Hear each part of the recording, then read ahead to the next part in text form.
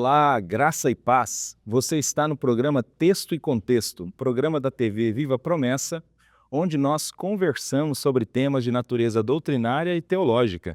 Eu sou o pastor Eleilton e é uma alegria ter você por aqui. Nós temos conversado ao longo dessa temporada do programa Texto e Contexto sobre o livro do Apocalipse. Já chegamos no capítulo 16. Na última semana falamos aqui sobre as 7 taças da ira de Deus. Foram 20 programas até agora falando sobre esse importante livro da Escritura Sagrada. Caso você tenha perdido algum desses programas, você pode acessar a playlist do programa Texto e Contexto e rever algum desses conteúdos para a edificação também da sua vida. Nós vamos dar sequência a essa temporada, hoje falando sobre a primeira parte do capítulo 17, que trata da Grande Babilônia. Mas antes de apresentar os convidados e iniciarmos esse conteúdo, eu queria pedir para você compartilhar o link desse programa. Compartilhe aí com seus amigos, com seus familiares, nos grupos de WhatsApp da sua igreja local, para que mais pessoas também tenham acesso ao conteúdo do programa Texto e Contexto. Quero aproveitar esse período inicial também para enviar um abraço para o pessoal da Promessa Horizonte, lá no Ceará. Nós estivemos ministrando aula do Setup, muita gente boa procurou a gente para falar que tem acompanhado o programa Texto e Contexto. A gente fica muito feliz por saber dessa audiência, saber que de alguma maneira o programa tem abençoado e edificado pessoas. Então um abraço aí para todo o pessoal da turma do Setup e da Convenção Ceará. Nós temos a alegria de ter conosco aqui no programa de hoje os pastores Josias e Kennedy. Sejam muito bem-vindos ao programa Texto e Contexto. Amém. Paz, Josias, paz, Eleilton, cumprimento os irmãos, né? Muito bom estar aqui para a gente estudar esse livro que é fantástico, né? Traz uma esperança, uma certeza de uma esperança futura, né? Muito bom. Amém. Paz do Senhor, pastor Eleilton, pastor Kennedy, meu irmão, minha irmã de casa. É um prazer estar aqui novamente para contribuir com conhecimento bíblico. Aprender sempre é bom e quando o tema é interessante assim, fica fácil, né, de a gente passar muito tempo falando desses temas. Como é na igreja local, os irmãos têm falado muito, comentado muito sobre essa série que está sendo feita de Apocalipse. Então, vamos para o estudo. Amém, graças a Deus. Você que está em casa, pega a sua Bíblia aí, abra ela em Apocalipse 17, que nós vamos conversar hoje sobre esse texto. Nós temos falado aqui nos programas, esse vai ser o 21º, já sobre o livro do Apocalipse. Que o Apocalipse é um livro que está dividido em 7 partes, né? Nós já estudamos 5 dessas 7 partes, né? Já estudamos sobre as 7 igrejas, sobre os 7 selos, sobre as 7 trombetas, sobre as 7 vozes celestes e sobre as 7 taças. Exatamente no programa de hoje, nós estamos iniciando o estudo da 6ª parte. São as 7 visões do julgamento. Depois tem as 7 visões da consumação. Então, nesse trecho agora que vai do 17 até o 19, João, por 7 vezes, ele diz que ele viu alguma coisa, né? Então, são as 7 visões do julgamento. Especificamente aqui no 17, que é o objeto do nosso estudo de hoje, ele fala da Babilônia. E nós vamos conversar então sobre a Babilônia, né? Você que está em casa, entender o que é essa meretriz, essa prostituta que aparece aqui no texto. Mas vamos lá, pastor Josias, no primeiro momento, vamos ler aqui a Apocalipse 17, do 1 ao 3, e comenta pra gente esses 3 primeiros versículos aqui, o que de maneira preliminar, João já diz pra gente sobre a Babilônia. Ele já citou ela 2 vezes no Apocalipse sem dizer quem ela é, né? Lá no 14 e no 16. Agora ele parece assim que ele parou mesmo, agora é a hora que o Espírito decidiu Trazer bastante informação. muita informação sobre ela. Então, o que ele já diz aí nos 3 primeiros versículos sobre a Babilônia? Vamos lá, a leitura, irmãos. Um dos 7 anjos que tinha as 7 taças aproximou-se e me disse: venha, eu mostrarei a você o julgamento da grande prostituta que está assentada sobre muitas águas. com quem os reis da terra se prostituíram. Os habitantes da terra se embriagaram com o vinho da sua prostituição. Então o anjo me levou no espírito para um deserto. Ali vi uma mulher montada em uma besta vermelha, que estava coberta de nomes blasfemos e que tinha 7 cabeças e 10 chifres.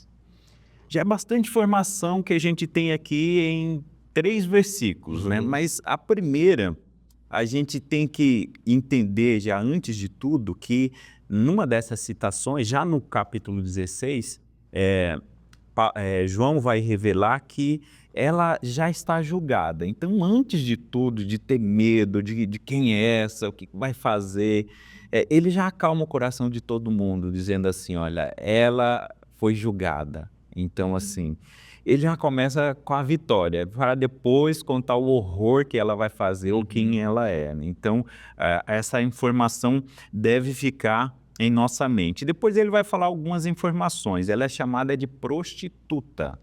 Então, independente que ela seja, ainda não temos todas as informações no decorrer dos programas, aí a gente vai ver isso, mas assim, ela é prostituta, então ela está ligada à devassidão, à imoralidade, essa marca por busca de prazeres desenfreados a qualquer custo, de forma ilícita. A gente sabe que tem prazeres nesse mundo que são lícitos. Deus não é contra prazer, mas os prazeres ilícitos é a marca dela. Então, assim, ela é devassa, por isso que ela tem, né, esse nome de prostituta, não é por acaso, porque ela prostitui as nações, ela é aquela sedutora, tanto de reis como de habitantes, como ela seduz todo mundo. Então, ela está muito ligado à devassidão e à imoralidade. Outra questão que o texto lido nos traz, uma informação, que ela está assentada sobre muitas águas. No versículo 15 a gente vai ver que isso tem a ver com povos, né? Então, e o fato de assentar tem a ver com entronização. Não um simples sentar, mas é um sentar de autoridade. Então, ela tem uma autoridade sobre todos, no sentido de que ela consegue influenciar todo mundo, né? Desde reis poderosos até o habitante mais simples. Então ela está como se fosse uma rainha do mundo, como se reinasse soberano. O reinado dela é muito extenso na vida de todo mundo. Então essa é uma informação importante. Outra que ela corrompe, né? Então o trabalho dela é corromper, e a gente sabe que não há corrupção para o bem. Sempre quando a gente fala em corrupção, sempre vai ter essa questão negativa. Então, assim, ela corrompe os habitantes, ela tem uma influência mundial, se desde o maior até o menor ela alcança, então essa influência dela é mundial. E o texto vai falar que ela faz isso através do vinho da devassidão. Então, esse ato dela tem a ver com um entorpecimento. Ela consegue entorpecer a humanidade de um jeito para levar para a imoralidade, a devassidão. É por isso que o texto vai usar a figura de vinho, né? Ela embebeda, ela deixa todo mundo bêbado, todo mundo entorpecido. E uma pessoa entorpecida não está ali com as suas faculdades mentais plenas. Então ela consegue manobrar, influenciar, manipular. É muito fácil porque todo mundo já está bêbado, né? Já está todo mundo influenciado por sua imoralidade. Temos uma outra informação, já no versículo 3, é que ela está no deserto. João disse, olha, eu vi ela no deserto. E a gente sabe que deserto é lugar de provação. Temos já informação também no texto bíblico que a outra mulher que é perseguida, que essa é a igreja, também está no deserto. Só que naquela primeira informação que a gente tem, quem está perseguindo é o dragão. O dragão está perseguindo a mulher. Só que aqui a gente percebe que o dragão não está sozinho. O dragão, ele está ali, além de ter as duas bestas, né, sendo usada para perseguir, ele também está usando essa mulher para perseguir a igreja. Então, essa mulher vermelha, essa prostituta que está sentada sobre uma besta vermelha, ela está ali também para ir contra a igreja, para perseguir a igreja, para buscar a derrota da igreja. E como o versículo 3 nós lemos, ela está sentada em cima da besta, essa é uma outra informação. Ela trabalha muito de perto com aquela besta que a gente entende que é o poder político no mundo, que vai ser usado políticas contra a igreja, para perseguir a igreja. Então ela tem uma relação muito próxima com essa besta aí, que é a besta onde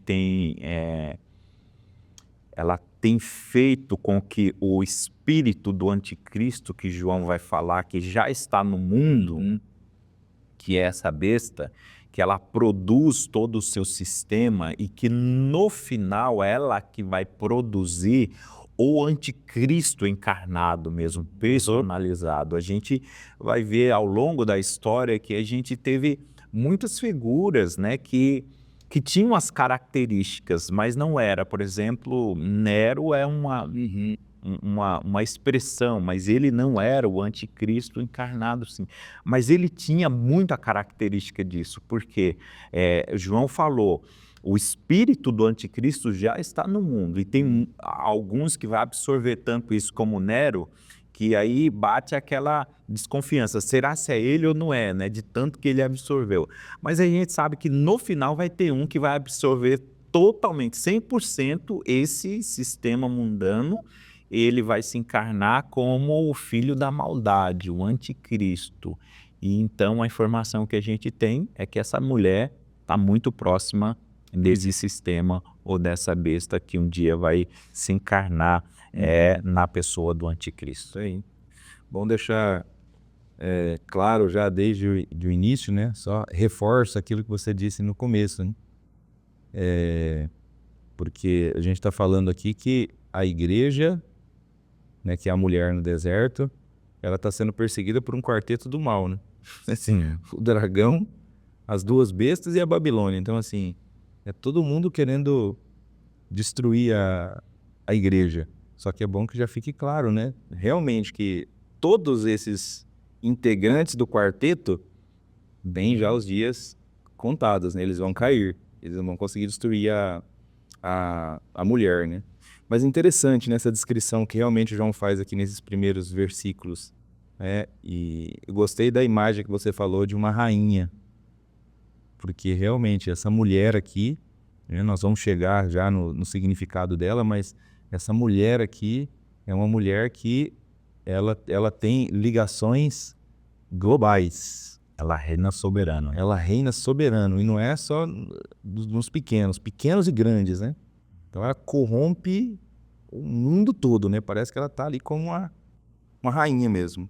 Na sequência, Pastor Kennedy, versículos 4 a 6, João, ele continua dando detalhes sobre ela, e aí ele chega num ponto de dizer que ele está assustado, assim, né? E ele diz que ele fica admirado. Algumas bíblias falam pasmado com essa mulher, né? Que informações são essas que deixam João, assim, tão pasmado com essa mulher? Bom, então a partir do verso 4, algumas informações aqui, né? Primeiro detalhe, eu acho que é o fato de que é uma mulher. O Apocalipse tem sempre essas imagens, né?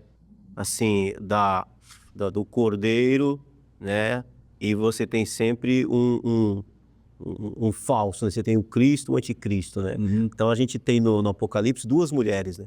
A noiva do cordeiro, vestida, ataviada como a noiva, né? Que é vista ali, e você tem essa mulher que é exatamente o oposto dela, né? Que, como Josias disse, o pastor Josias disse, está lá no deserto também, né? Ali, numa função de sedutora, ela tem essa característica de seduzir, né? Por isso que ele diz, chama ela de grande prostituta, né? Tem uma intenção de seduzir. Aliás, essa é uma característica da perseguição contra a igreja, né? Não é só uma perseguição violenta, mas também tem uma perseguição sutil, né? E ela aparece aqui. Então, primeiro o que eu noto é isso, né? São duas mulheres, elas são completamente diferentes. Uma é a esposa do Cordeiro, a outra tem uma relação com o anticristo, né? Com a besta. E João diz que ele está espantado porque ela está vestida de púrpura e de escarlata, né? Naquela época, era uma roupa muito chamativa, uma roupa da realeza, né? Uma roupa ali das autoridades romanas, eles usavam aquelas roupas, né? Essa cor também, ela era muito cara, porque ela era tirada de um marisco, ela era muito difícil, assim, era um negócio caro. Então, o que a gente percebe nessa mulher, que não apenas a sua roupa, mas o texto diz que ela está adornada de ouro, pedras preciosas e pérolas, é que ela ostenta poder. Luxúria. Luxúria, né? Ela é ostensiva, assim, tem a questão da ostentação, né? A gente, no nosso contexto social hoje, a gente entende bem isso, né? Então, assim, ostenta, né? Ela não só ostenta, mas ela tem poder, como o pastor José disse, né? Ela reina, né? Mas ela ostenta, ela é servida. O texto vai dizer que os seus amantes é quem provisiona isso para ela, né? Ela é adorada, ela é admirada. Talvez essa ideia do espanto de João aqui, né? Por isso que às vezes a palavra dá tanto no sentido de estar espantado assim, né? É muita coisa, né? É muito ostensivo, é um negócio suntuoso, é um negócio que realmente chama a atenção do mundo, né? Ela chama a atenção do mundo, ela enche os olhos, né? Então tem esse aspecto. E ele vai dizer também que ela tem um cálice de ouro transbordante, né? Ou seja, por fora tem uma ostentação, mas a natureza dela, né, é perniciosa. Ela tem o seu cálice transbordante das abominações e das imundícias da sua prostituição. É isso que ela é. Então, ela tem um aspecto externo que chama atenção, de grandiosidade, mas a sua natureza é de alguém abominável. Ela brinda a abominação, ela bebe, ela celebra, né? A ideia de o cálice na mão, ela celebra a abominação, ela vive disso, das suas imundícias. No verso 5 diz que na sua fronte está escrito um nome, né? Um mistério, Babilônia a grande, a mãe das meretrizes e das abominações da terra. Então é interessante notar os tempos dos verbos, né? Estão no passado. Boa parte deles, os que o pastor Josias leu, né? Estão no passado. Então está falando não apenas de uma mulher lá, mas está falando de uma coisa que já vem historicamente, né? Quando a gente fala da Babilônia, a gente puxa lá em Gênesis, dali. Então é da sua natureza ser rebelde, a mãe das rebeliões, a mãe das afrontas contra Deus. E o fato interessante é que está escrito na testa, assim. Não tem nenhuma preocupação em ser sutil e esconder. É afrontoso, assim, é aberto, não é um negócio escondido, velado, é aberto, né? E também no verso 6 ele vai dizer que ela está embriagada com o sangue dos santos e com o sangue das testemunhas de Jesus. Ela se serve da violência do dragão. Ela brinda a violência do dragão, a perseguição do dragão. Ela bebe disso, ela celebra isso, né? Então ela é uma mulher que João descreve que ele está espantado porque ela tem essa característica. Ela tem essas características. Psicopatia, né? Uma coisa, né, doentia, é verdade, uma psicopatia, né? É isso aí. E também eu penso que independente de quem ela seja, nós já vamos falar quem ela é, mas uma coisa que também é quando João relata essa questão dela estar embriagada com o sangue dos santos, né, assim, é que todo esse trabalho dela, né, contribuiu no passado e continua contribuindo para que servos de Deus sejam perseguidos e mortos. Então ela é culpada também pela perseguição aos cristãos e pela morte deles, né? Sim. Porque parece que tem um detalhe aqui. Primeiro, fala 2 momentos que ela está com o cálice na mão, né? Primeiro ela está com o cálice das abominações, né? Parece que ela entorpece, né? O pastor Josias disse, ela entorpece o mundo, né?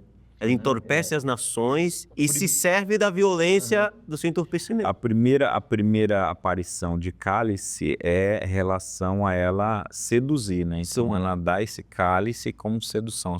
Já na sua leitura, ela está bebendo, né?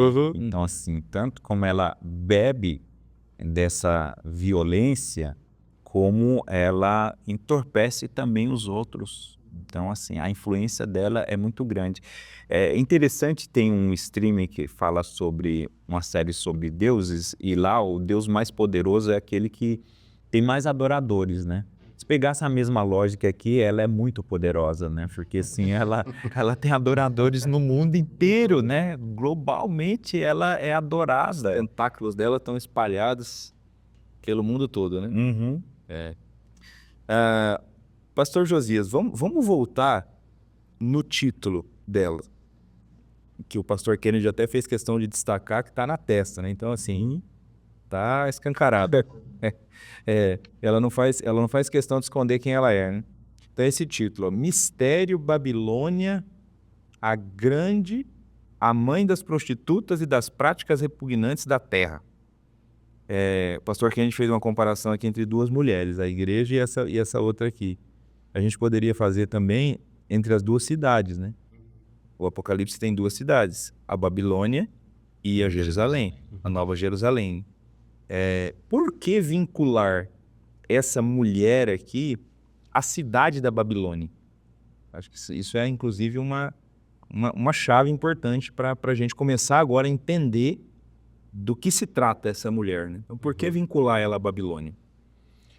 O título é interessante, ele já aponta para bastante informação. A gente, ao olhar só Babilônia como algo nominativo, a gente perde muita informação, né?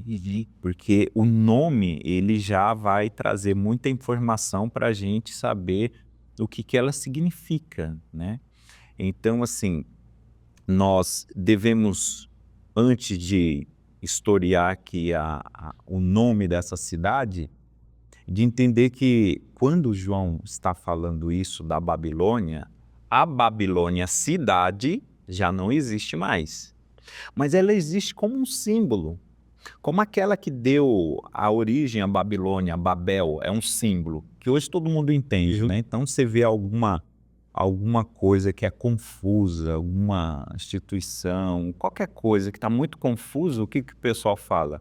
Aquilo é uma Babel, né? Aquilo é uma Babel, que é muito confuso. Então, assim como Babel virou símbolo de confusão, Babilônia também é símbolo de algo. E por que então João usa, né, atrela essa mulher, a Babilônia, essa mãe de todas as prostitutas, à Babilônia?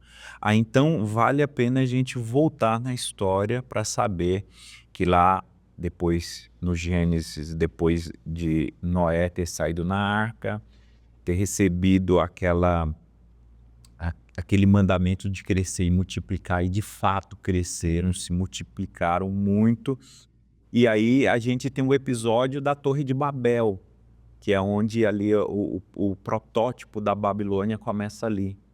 Todo mundo se une em torno de uma maldade, de uma arrogância, de uma declaração de dependência contra Deus. Olha, a gente vai fazer aqui que a gente não vai precisar mais de Deus. E mesmo se o mundo acabar com a água, a gente se salva, não vai precisar de Deus salvar. Projeto megalomaníaco, né? Isso, a gente não quer mais a salvação de Deus. A gente vai providenciar a nossa própria salvação. Então ali, aquelas nações que uniram, aquele povo ali, eles se unem com muita rebeldia, com independência de Deus, um afastamento de Deus muito grande.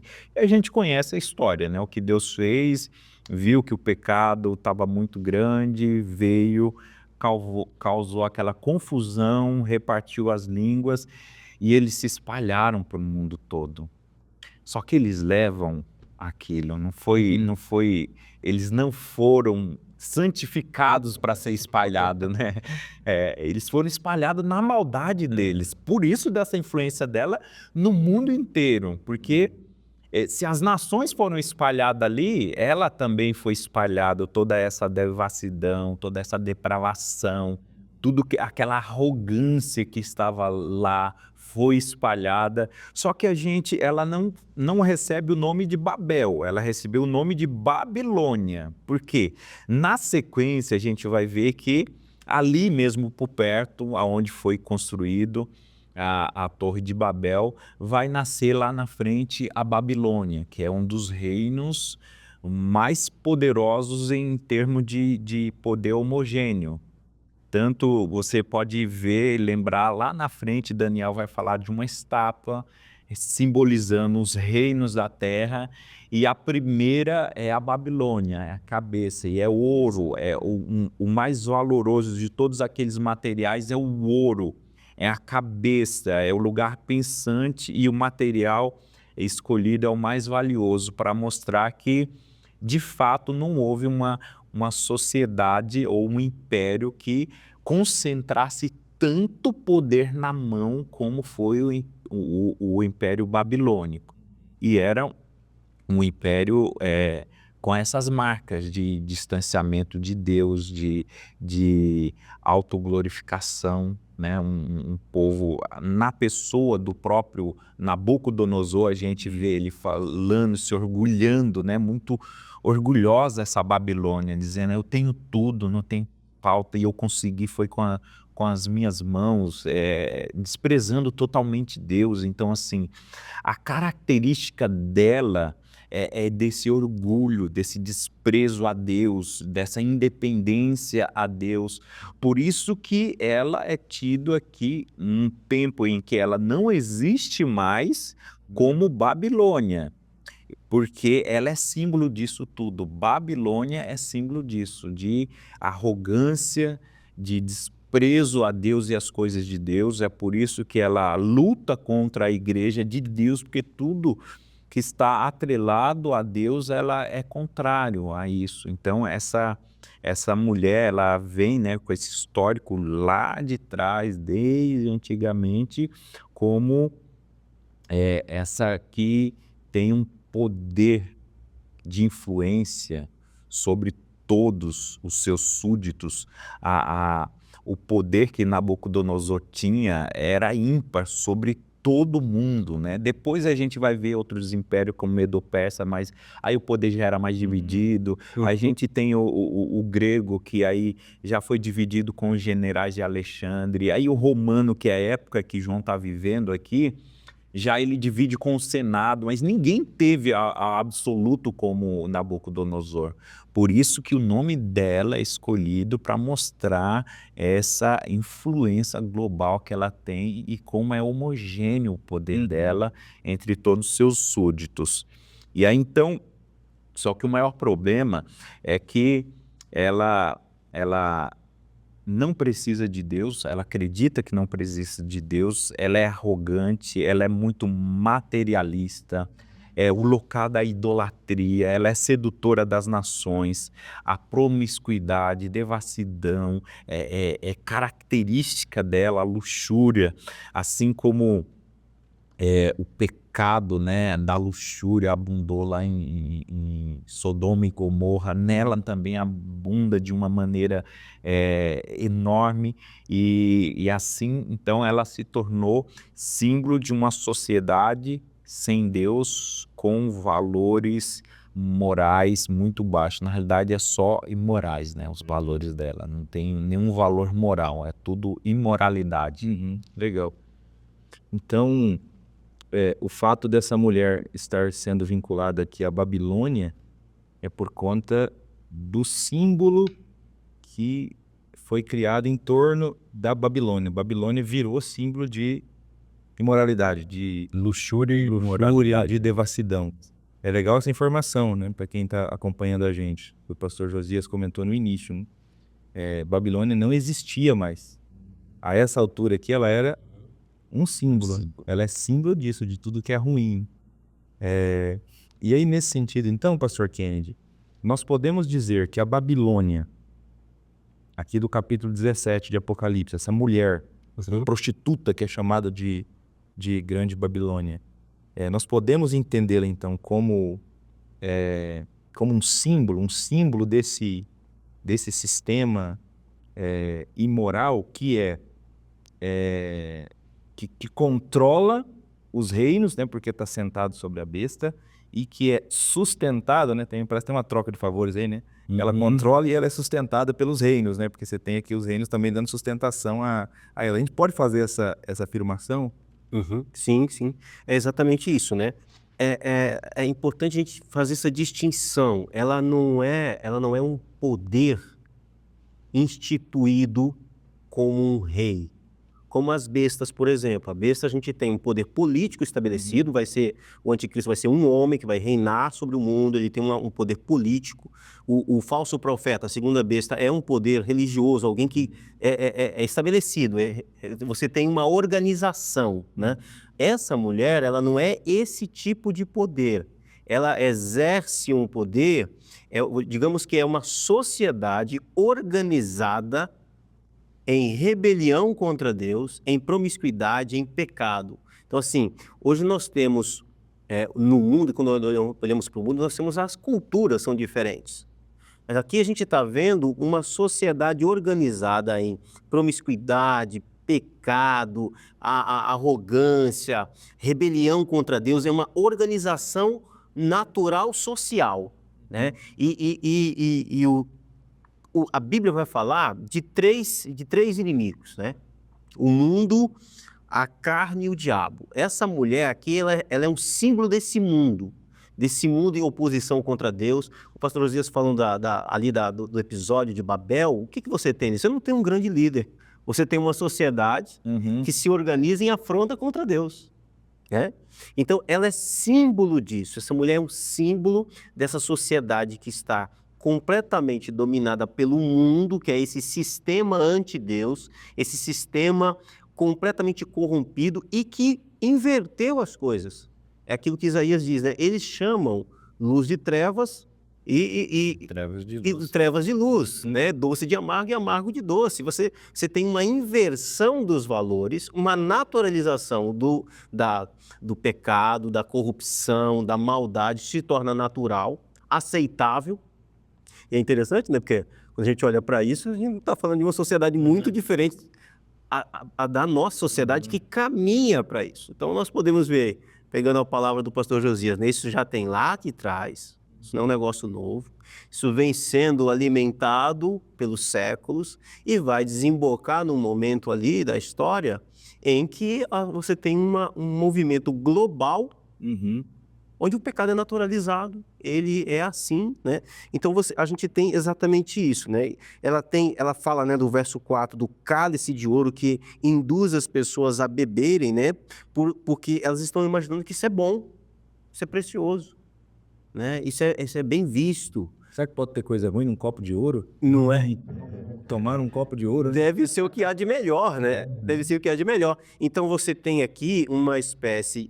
São os valores do mundo sendo oferecidos a uma sociedade que pega esses valores que a Bíblia chama de abominação, e esses valores são bebidos, a sociedade absorve, ela bebe, ela é entorpecida, então vem o entorpecimento, o engano, ou seja, perdeu-se completamente os parâmetros. O certo se tornou errado, o errado se tornou certo, é isso que a gente vê na sociedade hoje em dia. É isso aí. Então, assim, o que a gente diria? O que a gente entende, né? Ela é um símbolo.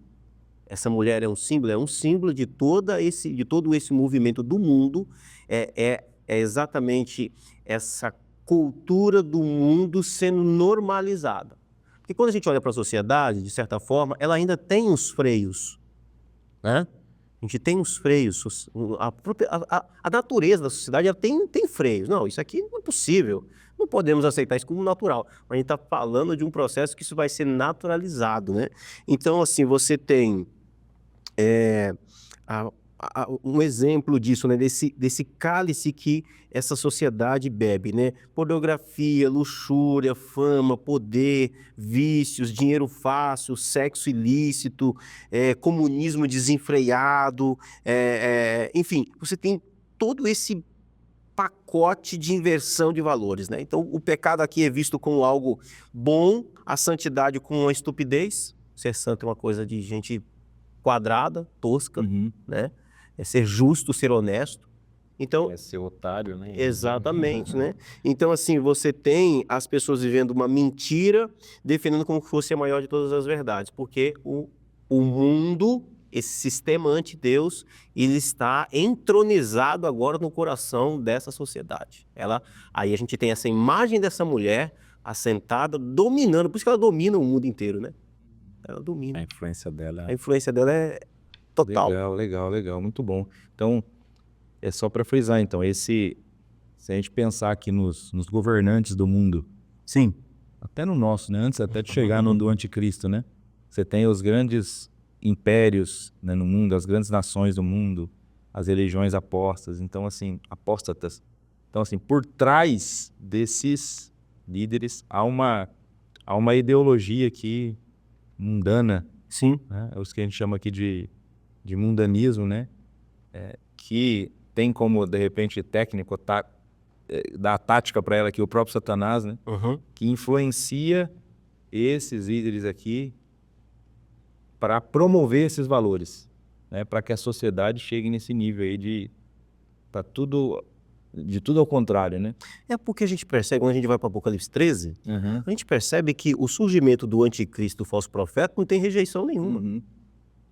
Porque você já tem, eles são simplesmente... A Babilônia vai estar vivendo o seu ápice. O seu ápice. É por isso que ela é vista como uma mulher tem ali ostentação, né? Riqueza. Então, assim, pelo contrário, o Apocalipse 13 diz que povos, tribos, línguas e nações adorarão a besta.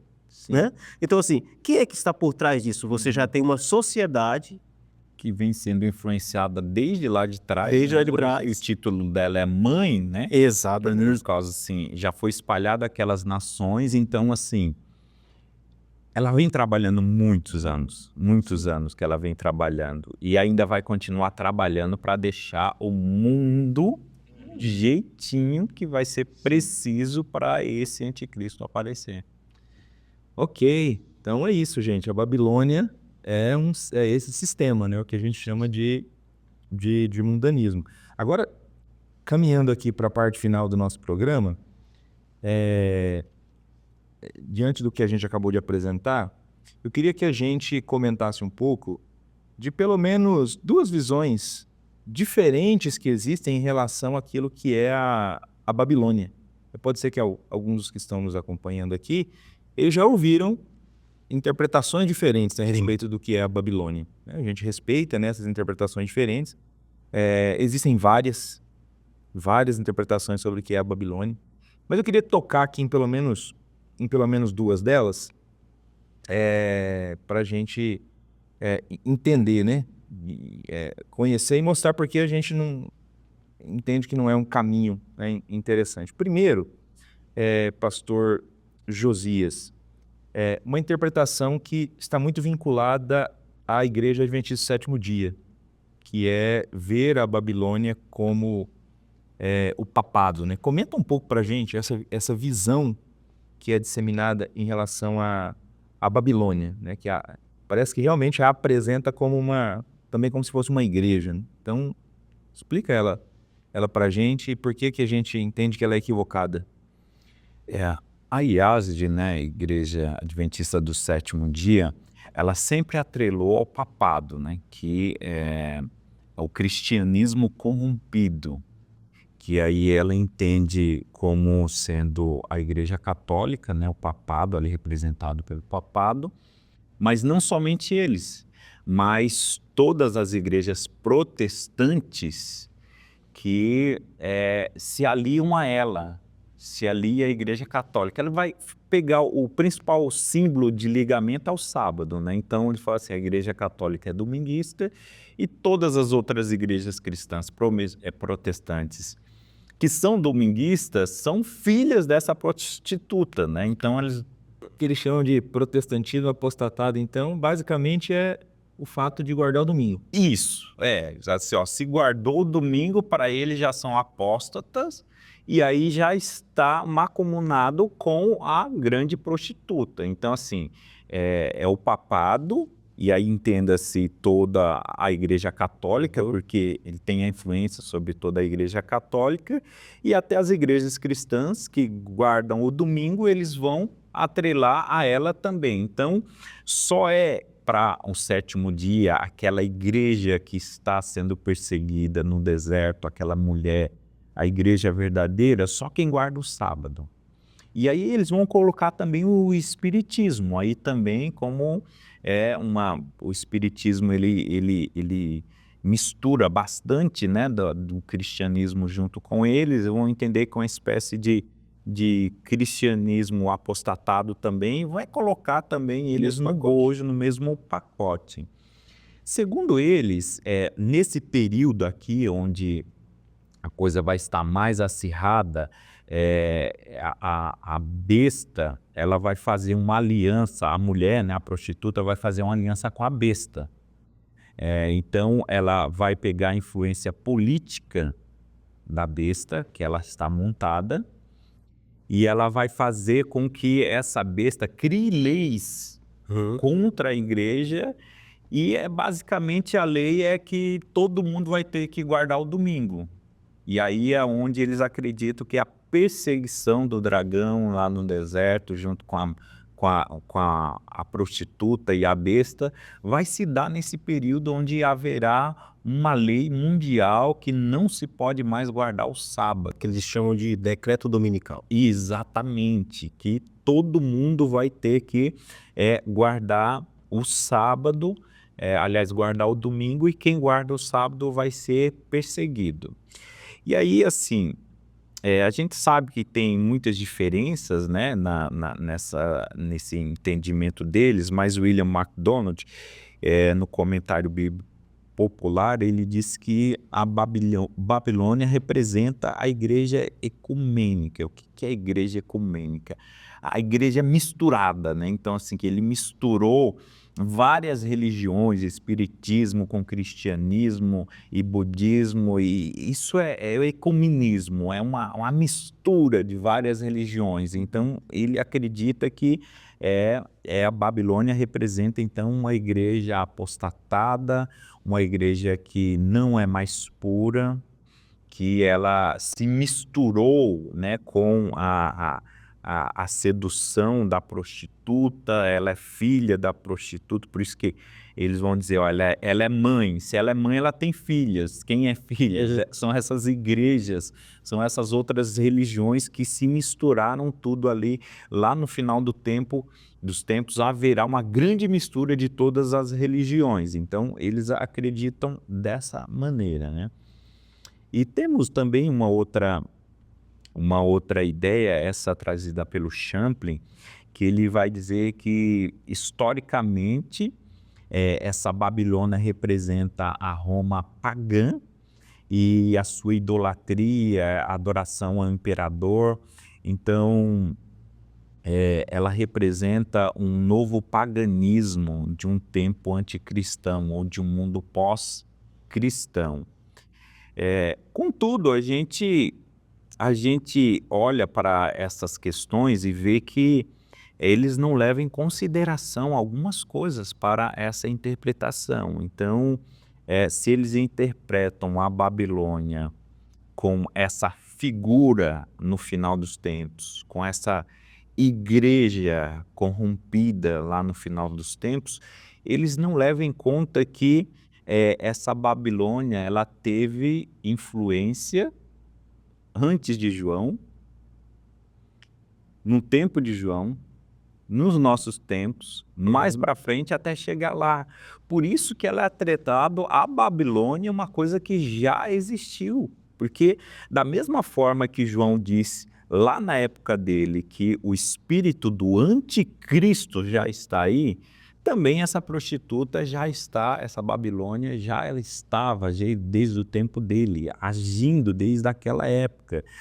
Então, eles não levam em consideração essa ligação ao Império Babilônico de épocas antigas. Também não levam em consideração que o nome dela está atrelado a essa cidade que sempre existiu. É uma cidade que sempre existiu, então essa prostituta sempre existiu.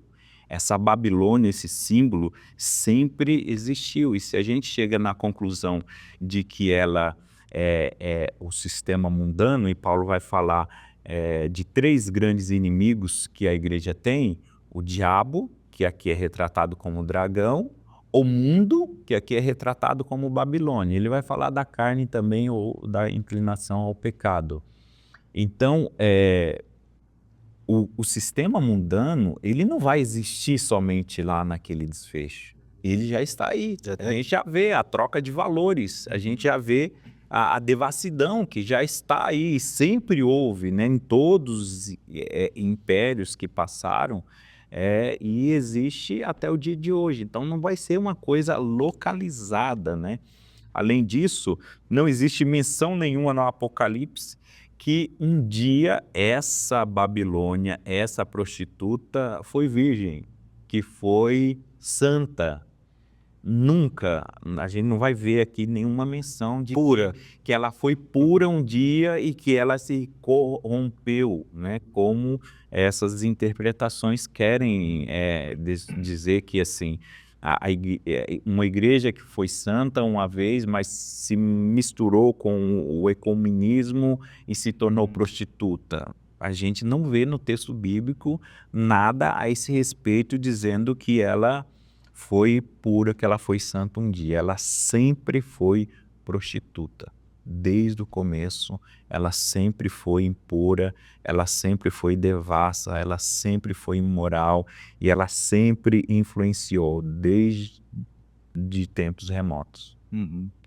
Porque se formos levar em conta a interpretação, voltando lá do 7º dia, né, ligando com o papado ou com a Igreja Católica, a gente precisa concordar então que a Babilônia, houve um momento em que ela não era babilônica, ela foi pura, né?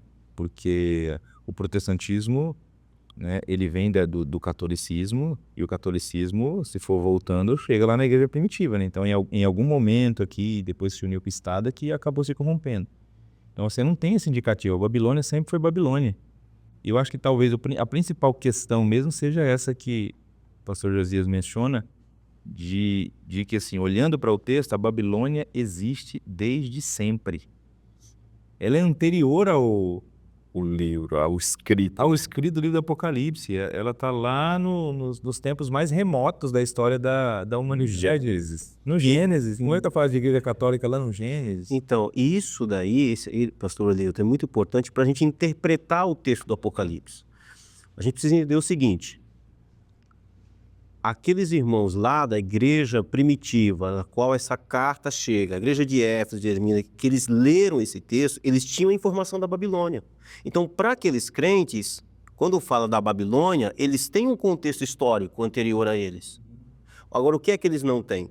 Eles não têm um contexto futuro do surgimento do catolicismo. Não sabia que era um papado. Então, assim, a gente precisa fazer esse exercício na leitura da palavra de Deus, principalmente do livro do Apocalipse. Precisa sentar no banco de Éfeso, de 2000 anos atrás, e entender o que aqueles irmãos entenderam, né? Então, assim, quando fala que aparece que a Babilônia, no capítulo 17, qual é a referência que as pessoas têm para interpretar o texto? Todo aquele sistema anterior a eles. Eles não podem ter uma referência futura de uma realidade que não existe. Eles não olharam assim e falaram assim: isso daqui vai ser o papado que ainda não existe, vão inventar ainda, é a igreja católica e as igrejas protestantes que guardam o domingo, é o decreto dominical. Eles não tiveram essa interpretação. Então, assim, nós não podemos ter uma outra interpretação. Então, esse tipo de leitura não faz sentido, esse tipo de interpretação simplesmente não está aqui no texto. Mas casa com a ideia de mundanismo. Mas, perfeito. casa com a ideia. O mundanismo, o sistema, Exatamente. eles interpretaram tranquilamente. Interpretaram perfeitamente. E para a gente fechar, pastor Kennedy, só comenta também para a gente, tem alguns interpretam a Babilônia como uma cidade literal. Sim. Como se fosse uma cidade literal mesmo. Literal. Nem igreja e nem um sistema como nós estamos defendendo, mas como uma cidade mesmo. Então, faz sentido crer assim também, como uma cidade literal? Então, de novo, né, não faz sentido porque o texto bíblico não vai dar para a gente duas interpretações, né? Não tem como, né? Porque, assim, apesar de ser uma cidade, de novo, a gente volta lá para aqueles irmãos para eles entender. Tá falando, o que identifica uma cidade? Uma sua cultura, né? Se você tira a cultura de uma cidade, por exemplo, se nós pegarmos todas as pessoas de São Paulo hoje, tirarmos de São Paulo, transportarmos para qualquer outro lugar do mundo e ninguém pode morar em São Paulo mais, ela perdeu a sua referência. A cidade em si, ela não significa, não tem referência em si mesmo. O que traz referência para a cidade é a sua cultura, o seu modo, a sua cosmovisão. Então, quando se fala de Babilônia, não está falando de um local geográfico, né? Talvez essa ideia de Babilônia como ser uma cidade geográfica de onde o anticristo governará, talvez esteja atrelada àquela mesma ideia dispensacionalista que Jesus volta para Jerusalém, lá em Israel mesmo, e governe de lá. Talvez esteja atrelada a isso. Mas nenhuma das duas visões, nenhuma das duas interpretações faz sentido na interpretação bíblica, né? Então, assim, porque quando a gente olha para as cidades de hoje, né, a gente poderia dizer a mesma coisa que a Babilônia está assentado sobre o Rio de Janeiro, sobre São Paulo, sobre Nova York, sobre Paris. Por quê? Porque o estilo de vida, a cultura promíscua, a cosmovisão voltada para o pecado está presente nessas sociedades cosmopolitanas que estão ali, né? Então, a interpretação de ser um lugar geográfico, um CEP, né? Um endereço, uma região, não faz sentido porque não concorda com o restante do Apocalipse, né? A Bíblia não está preocupada com essa questão geográfica, ela não está preocupada com E isso. a influência dela, por ser global, ela não está partindo de um CEP, né? Como você falou. Tem um autor, pena que eu não vou conseguir lembrar o nome dele aqui, mas eu li uma vez ele dizendo que cada país tem a sua Babilônia. Ele diz assim, a Babilônia dos Estados Unidos é São Francisco. A Babilônia do Brasil, ele cita São Paulo. Ele diz que São Paulo é a Babilônia do Brasil, ou seja, é aquela sociedade que dita a moda, que dita as regras. Você vai ver que a influência que São Paulo tem sobre o país por ser um coração financeiro, onde a moda é ditada por aqui, nasce primeiro em São Paulo, começa São Paulo que corrompe o resto do Brasil, né? O pessoal olha para São Paulo. Eu vi um post uma vez, por exemplo, de alguém famoso, um artista famoso, que ele chega em São Paulo e vê dois homens se beijando, e aí ele diz assim, como eu queria que a minha Salvador fosse assim, que dois homens pudessem beijar na rua tranquilamente, né? Ali eu percebi, falei assim, olha, o pessoal fica olhando para São Paulo para copiar São Paulo. Como referência. Como referência. Então, assim, não a questão da cidade em si, como você falou, mas o modo da sociedade paulistana viver, que está influenciado por essa Babilônia, por essa prostituta, que espalha isso. Então, cada lugar tem, por isso que a influência dela é global, ela está no mundo inteiro e não passa assim, olha, como muitos vão querer citar, ver as colinas de Roma, então é Roma que e lá está o Vaticano, não sai do Vaticano essa imoralidade que a gente está vendo. Pelo contrário, a gente vai ver o Vaticano fala assim, não pode divorciar, não pode isso, não pode aquilo, né? Só que assim, essa Babilônia aqui, que é o mundanismo, está falando assim, não, pode sim, tem que ter o casamento homossexual, tem que ter isso e aquilo, libera geral, então o corpo é seu, as regras é suas, você faz o que quiser. Só cita Roma aí porque Roma era As cidades da época. A Babilônia da época que influenciava, A sociedade que influenciava o mundo na é época. muito claro é muito natural essa vinculação da Babilônia com Roma, porque Roma é a cidade que dita as regras da época, nem que sim, só que realmente cada sociedade vai tendo a sua Babilônia. Bom, gente, é isso. Muito obrigado Amém. pela ajuda, pela participação. Nós estamos caminhando para o final do nosso programa. Eu vou pedir para o pastor Josias fazer uma oração para a gente concluir e agradecer a Deus pelo programa de hoje. Amém. Vamos orar, irmãos. Senhor, nós te agradecemos porque é sempre bom nós abrirmos tua palavra e termos o teu Santo Espírito como nosso instrutor, para a gente aprender mais das Escrituras, para entender e dirimir as dúvidas que existem na mente de muitas pessoas. Mas nós contamos com a tua palavra, que é a verdade, com o teu Santo Espírito, que é o nosso professor, para nos santificar nessa verdade. É a tua palavra que é a verdade. O meu desejo, Senhor, é que a Igreja Adventista da Promessa cresça em santidade a cada dia mais. Que ela não se Amém. dobre, Senhor Glórias ao Deus, Ti, Senhor. a essa prostituta, que ela não venha se embriagar com esse vinho, se entorpecer com esse vinho, mas que o Senhor venha nos dar, Senhor, o entendimento correto para a gente não ser seduzido pelo mundanismo. Glórias ao Ti. Ajuda a tua igreja a se manter santa. Sei que a santidade vai crescer de um jeito que um dia virá a perseguição, mas nós não queremos outro caminho. Queremos nos tornar santo cada dia mais e que venha a perseguição. Sabemos que o Senhor vai nos ajudar a Amém, vencer, Jesus. porque a Babilônia ela já caiu, já foi decretada a queda dela. É questão de tempo. Mas enquanto isso não aconteça, nos dê a paciência para continuar a jornada, nos dê a perseverança para continuar lutando. Ajude-nos a não ceder à grande sedução da Babilônia. Isso é o que eu te peço em nome do Senhor Jesus. Amém. Amém. Amém. Amém. Obrigado a você que nos acompanhou até aqui. Nós estamos concluindo nosso programa de hoje. Eu queria, antes de fechar o programa, compartilhar com você uma novidade.